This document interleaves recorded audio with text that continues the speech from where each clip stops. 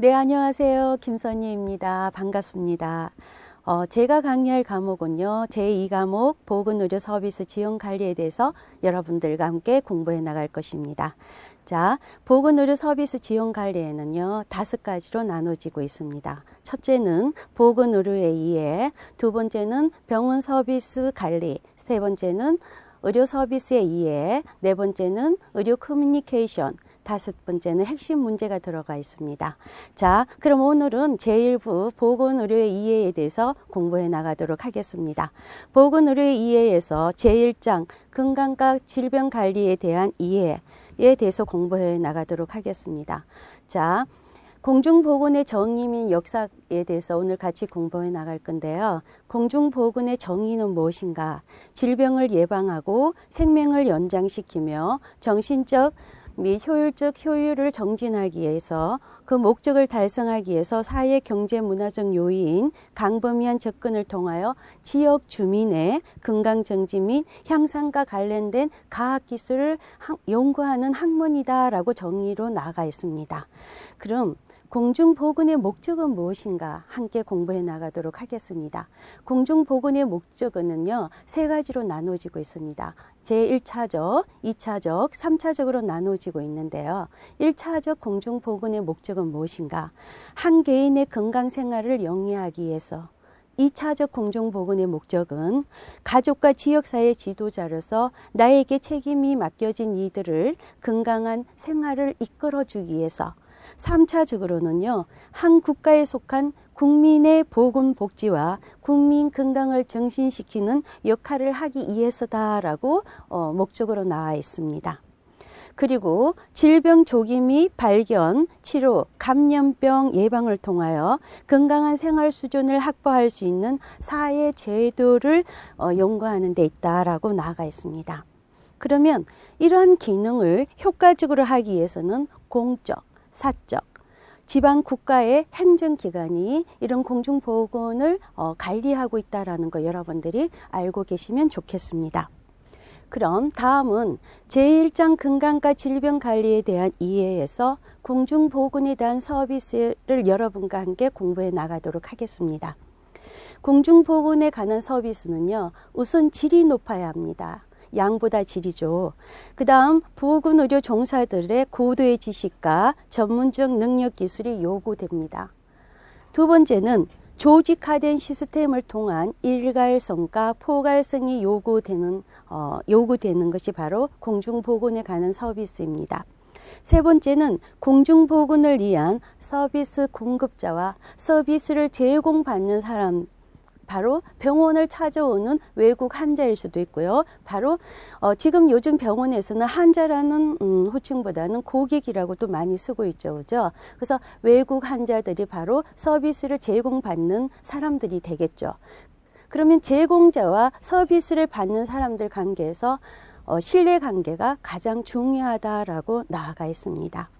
자, 그 다음은 제1장 건강과 질병관리에 대한 이해에서 여러분들과 함께 공중보건의 역사에 대해서 한번 공부해 나가도록 하겠습니다. 공중보건의 역사는요, 시험 문제에도 가끔 나옵니다. 그죠? 그래서 공중보건의 역사는 5가지 시대로 나누어집니다. 첫째는 고대 시대, 둘째는 중세, 세 번째는 근세, 다시 말해서 르네상스 시대라고도 하죠. 네 번째는 근대입니다. 다섯 번째는 현대 시대로 나눠집니다. 그러면 고대에는 환경에 시작하는, 그래서 환경위생의 시대라고 고대는 말하고 있습니다. 중세는 암흑기 시대라고도 말하고 있죠. 근세 르네상스는 공중보건의 여명기라고 하는데요. 싹이 트는 시기이다라고도 말하고 있습니다. 근대는 공중보건의 확립기입니다. 현대는 공중보건의 발전기를 말하고 있죠. 자, 그러면 지금부터 고대 환경시대는 어떤 역사가 펼쳐지나 같이 공부 한번 해보도록 하겠습니다. 자, 약 4,000년 전의 인도 문명과 3,000에서 1,500년 전의 미노인들, 그 다음 1,500년에서 1,000년의 크레타인들은 이미 목욕탕과 화장실이 갖추어져 있었다고 합니다. 1500년경에는 모세 이생법전에서 유대인들이 지켜야 할 이생에 관한 것들을 상세하게 규정하고 있다고 합니다. 로마에는 상수도와 공중 목욕탕이 발달하였으며 수도, 도로, 목욕탕을 관리하는 공무원이 따로 있었다고 합니다. 그 다음 히포크라테스는 전집에서 사액설을 주장했습니다. 이 사액설은 무엇인가? 자, 사액설은 혈액과 점액과 항담적, 흑담적을 말합니다. 이 잠들이 장기 내에 들어서 오염이 되어서 생기는 모든 균이 이런 사액설로 통해서 오염이 된다고 말하고 있습니다. 로마 시대 갈리누스가 주로 원숭이 해부를 통해 얻은 지식으로 해부학을 체계하였습니다. 그 해부학에 대한 학설은 16세기의 서양의학을 지배하고 있습니다. 그 다음 여러분들과 함께 중세기 암흑기 시대로 한번 들어가 보도록 하겠습니다. 중세기 500년에서 1500년 서구 문명이 혼란 속에 있었던 암흑기 시대라고도 하죠. 모든 것을 선악설에 의존하는 종교적인 사상이 지배적인 시대가 바로 중세입니다. 그리스와 로마의 물질적인 사치주의에 대한 반발로 육체를 경시하고 금욕을 행동의 규범으로 삼고 있었던 시대가 바로 중세 암흑기 시대이죠. 6, 7세기경 이슬람 교도들의 성지순례 과정에서 콜레라가 범세계적으로 유행하고 있었습니다. 또한 나병은 십자군의 이동으로 인해 유럽 전 지역에 퍼져서 나병이 돌고 있었습니다. 그러한 시대가 바로 중세 암흑기 시대인 것입니다. 이 시대에는 방역의사, 빈민구제의사, 경찰 및 감정의 활동이 활발하였으며 불결물 제거, 급수법, 식품경찰, 시가청소법, 건축위생법 등을 제정하기도 한 시대가 바로 중세기 암흑기 시대입니다. 그 다음 인류는 패스트에 의해서 가장 심각한 인명피해를 입었던 시대도 바로 중세 암흑기 시대죠. 패스트 환자는 죽은 사람으로 간주하여 격리시키기 시작하였고 1384년 마르세유 패스트 대유행 시 40일간 교통을 차단하기도 하였습니다. 그래서 중세는 금욕 제도가 유래되었던 시대다라고도 나아가 있습니다. 자, 여러분 시험 칠 때 금욕 제도가 유래된 시대는 언제인가? 바로 중세 암흑기 시대라는 거 여러분들 꼭 알고 계시면 되겠습니다. 그 다음 르네상스 시대, 공중보건의 여명기라고도 말하고 있습니다. 근세시대는 공중보건의 요람기다라고 말하고 있죠. 과학기술이 태동하는 시대였고 프랑스 혁명의 계몽사상과 영국의 산업혁명으로 인해 대기오염으로 공중보건의 사상이 삭튼 시기이기도 하다라고 얘기하고 있습니다. 여기에서는 많은 의사와 학자들이 세균에 대한 새로운 것을 발견하고 연구하는 시대이기도 했습니다. 이탈리아의 프라스트로는 인간의 눈으로 볼 수 없는 질병의 원인이 되는 종이 있다고 주장하였고 네덜란드의 렌웬후는 현미경 발견으로 인해 입증하기도 했습니다. 독일의 프랭크는 국민의 건강을 확보하는 것은 국가의 책임이다 라고 말하고 있습니다. 그러면 시험 문제에서 국민의 건강을 확보하는 것은 국가의 책임이다라고 말한 사람은 누구일까라고 나오겠죠. 그러면 여러분들은 독일의 프랭크라고 답을 체크하시면 되겠습니다. 건강의 국가 책임용을 주장하였고 프랭크입니다. 정신보건, 개인위생, 국민보건운동을 망라한 최초의 저서를 출판하기도 한 사람이 바로 독일의 프랭크입니다.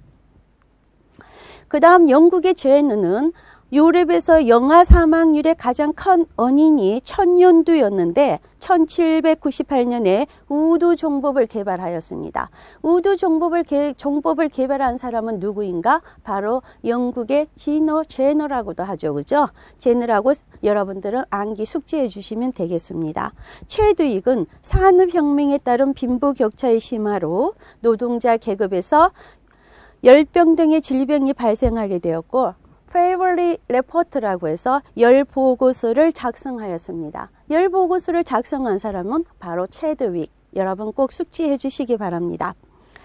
이 보고서를 계기로 영국 정부는 1842년에 공중위생 감독 및 각종 위생 조사를 위한 보건정책조직위원회를 설치했습니다.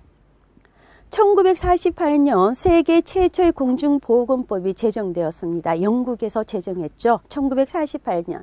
여러분들이 자격증 시험을 칠 때 이 숫자에 굉장히 여러분들이 심오하게 공부를 해 두셔야 됩니다. 1919년에 세계 최초의 보건부가 설치됨으로써 보건행정의 기틀을 마련하였습니다. 그럼 시험 문제에서 보건행정의 기틀을 마련한 시대는 언제인가라고 얘기한다면 여러분들은 근세 르네상스, 다시 말해서 공중보건의 여명기라고 답을 적어주시면 되겠죠. 그 다음 근대 공중보건의 확립기입니다. 근대 시기에는요, 여러분들이 주목해야 될 나라가 세 나라가 있습니다. 어느 나라있냐면은 영국, 독일, 프랑스입니다. 영국, 독일, 프랑스. 여러분 숙지하셨죠? 국가에서 세균학 및 면역 분야에 많은 업적들이 있었으며 예방의학적 사상이 삭튼 시기이다. 알겠죠? 예방의학의 사상이 삭튼 시기는 바로 근대 공중보건의 여명기이다. 여러분 숙지해 주시기 바라고요. 영국에서 존 스노우가 콜레라에 대한 역학조사를 했습니다. 자, 콜레라는 여러분들 어디에서 감염이 되나요? 여러분들이 먹는 물입니다. 그죠? 그리스 시대부터 내려오는 솔로 대기 중에 종도하는 병독, 장기에 의해서 전염이 되는 소크라테스의 이론을 영국의 존 스노우가 깨기 시작한 거죠. 자, 그럼 같이 한번 볼까요? 존 스노우는요, 미아스마스를 뒤집었습니다. 미아스마스는 무엇이죠? 바로 사액체수를 주장했죠. 그죠? 대기 오염으로 공기로 인해서 장에 들어가서 세균이나 바이러스가 생긴다고 주장했던 것이 이제는 영국의 존 스노우로 인해서 아니다라는 것이 여기서 나오고 있습니다. 전염병의 원인균이 따로 있음을 입증하는 동기가 바로 존 스노우의 콜레라에 관한 역학조사 보고를 통해서 서서히 밝혀지기 시작합니다. 자, 그러면은 리버풀시에서는 1864년 라스보니어의 방문 간호사법을 시작한 것이 오늘날 보건소 제도의 효시가 되었다. 자, 그러면 오늘날의 보건소 제도가 효시가 된 시대는 바로 근대 시대이다. 여러분 아셨죠? 독일의 1884년 비스마르크에 의해서 세계 최초의 근로자 질병보호법이 제정되었습니다. 1866년에 페트 커퍼에 의해서 메넨 대학의 최초로 이생학 교실이 창립됨으로써 실험 이생학의 기초를 확립하게 됐습니다. 근대 시대는 모든 것이 새로운 것이 만들어지기 시작하고 발명하기 시작하고 연구하기 시작했죠. 프랑스에서는 현대의학자의 창시자인 여러분들이 잘 알고 있는 페스트입니다. 자, 페스트는 하나의 감염병이죠, 사실은. 근데 페스트라는 프랑스의 학자가 페스터의 균을 발명해서 자기 이름을 붙인 겁니다. 그래서 페스트가 된 거죠. 페스트는 탄저균, 다시 말해서 1877년에 탄저균, 닭콜레라 발견과 강염병 항혈청을 개발하였습니다.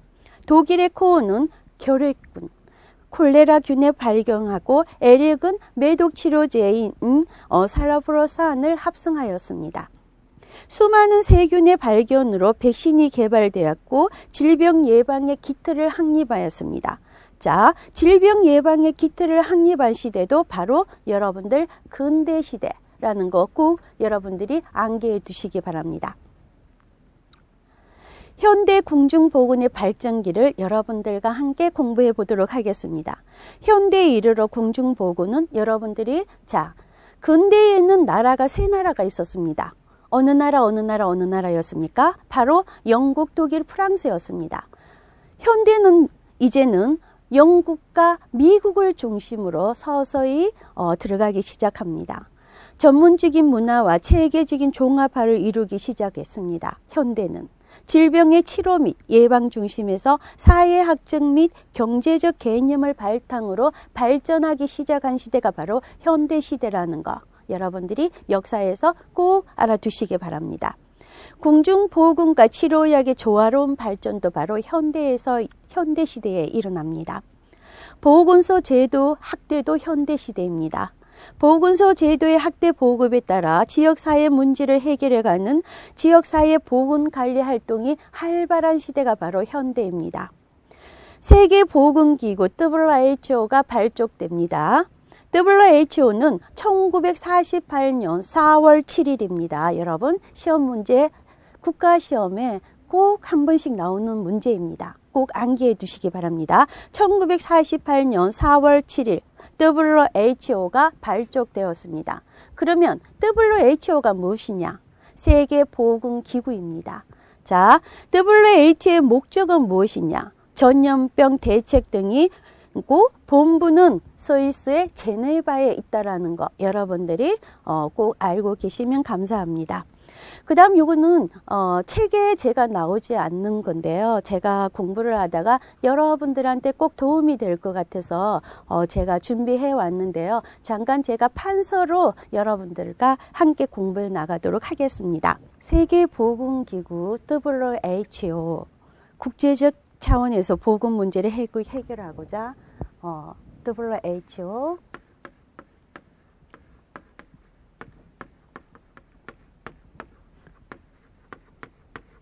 세계보건기구입니다. 자, 세계보건기구는요, 1948년 7월 스위스의 본부는요,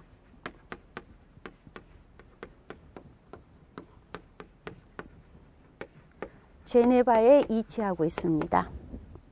자, 여러분들이 공부를 하시면서 책이 없는 내용입니다. 그래서 중요한 것 같아서 제가 여러분들을 위해서 준비해 왔습니다. 자, WHO에는 6개의 지역 사무소가 있습니다. 자, 같이 한번 보도록 하겠습니다.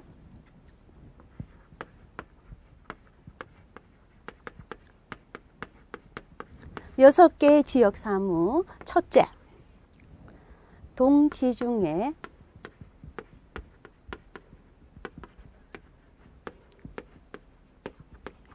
둘째, 동남아시아 지역입니다. 세 번째, 서태평양 지역. 글씨가 서태평양 지역입니다.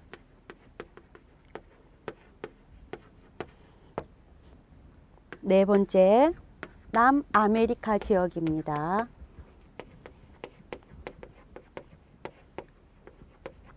다섯 번째, 유럽 지역입니다. 여섯 번째, 아프리카 지역입니다.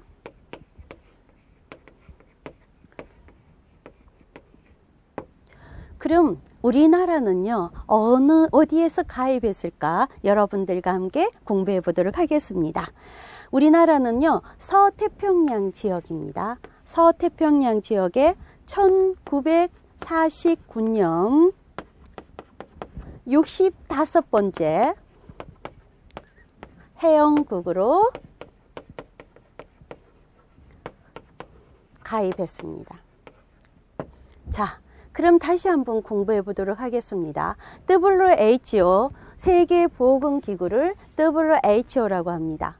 WHO는 1948년 7월에 발족되었으며 본부는 스위스 제네바에 있습니다. WHO를 관리하는 6개 지역 사무소가 있는데요. 그 6개 지역 사무는 첫째, 동지중해 지역에 있습니다. 둘째, 동남아시아 지역에 있습니다. 셋째, 서태평양 지역입니다. 넷째, 남아메리카 지역입니다. 다섯째, 유럽 지역입니다. 여섯 번째, 아메리카 지역입니다.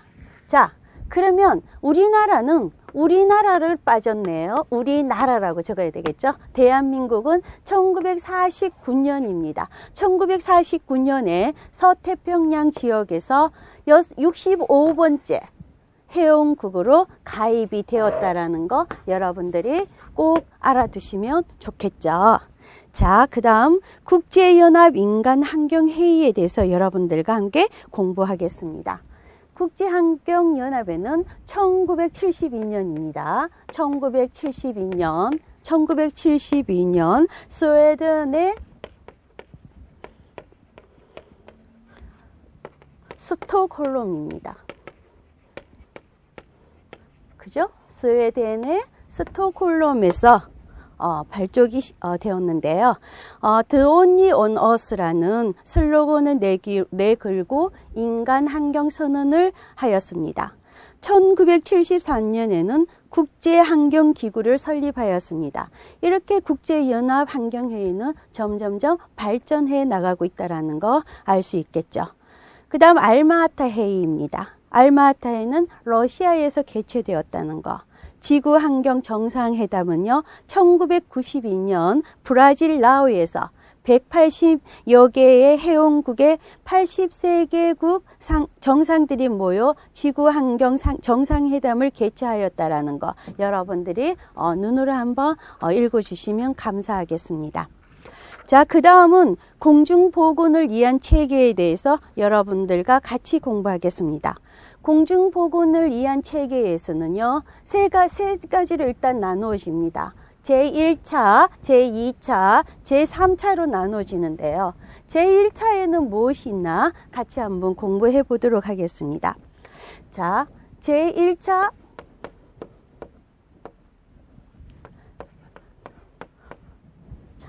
죄송합니다. 글씨가 예쁘지가 않네요. 제1차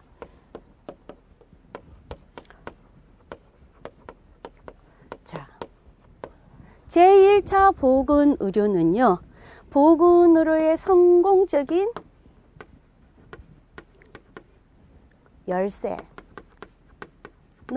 무엇일까요? 성공적인 열쇠는 바로 보건인력입니다.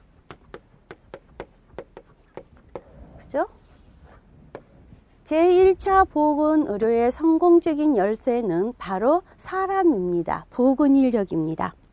제2차 보건의료는 어떤 것인가 한번 여러분들하고 공부해 보겠습니다.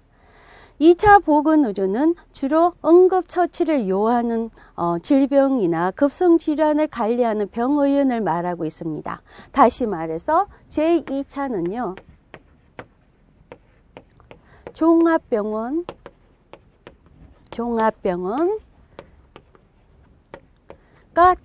전문병원 등을 말합니다.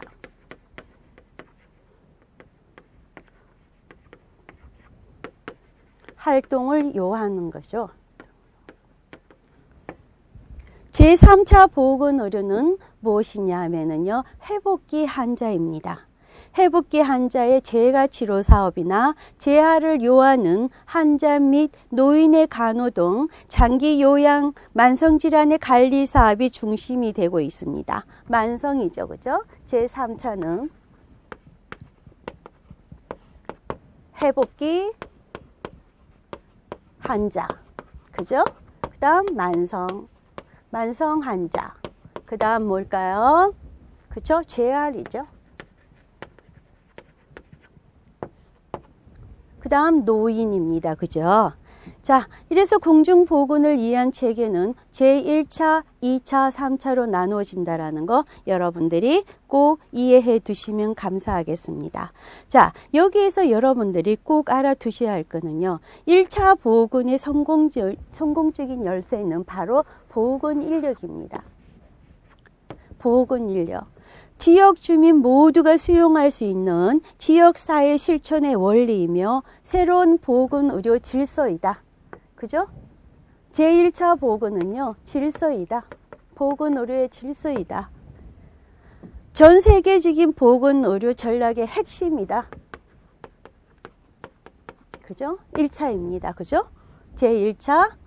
제2차 보건의료는요, 응급처치를 요하는 질병이고 1차 보건의료 활동으로는 뭘까요? 바로 예방접종 사업 등이 있습니다. 그리고 여러분들이 마시는 식수위생관리 사업도 1차 보건의료 활동이 들어가는 거죠. 그 다음 모자 보건 사업이 있고요. 보건교육 사업, 지방벽 관리 사업, 그 다음 경미한 질병을 일상적으로 치료하는 사업도 바로 1차 보건의료 사업에 들어간다라는 거. 그 다음 지역 주민의 영양을 개선하는 사업도 바로 제1차 보건의료 활동이라는 거 여러분들이 꼭 알아두시기 바랍니다. 자, 공중보건을 위한 체계에서는 1차, 2차, 3차로 나눠지고요. 여러분들이 여기를 공부하시기 전에요. 공중보건의 역사가 무엇인가? 공중보건의 정의는 또 무엇인가? 공중보건을 하는 목적은 무엇인가에 대해서 여러분들이 꼭 숙지해 주시면은 자격증 시험에 도움이 되리라고 생각합니다. 오늘 강의는 여기에서 마치도록 하겠습니다. 감사합니다.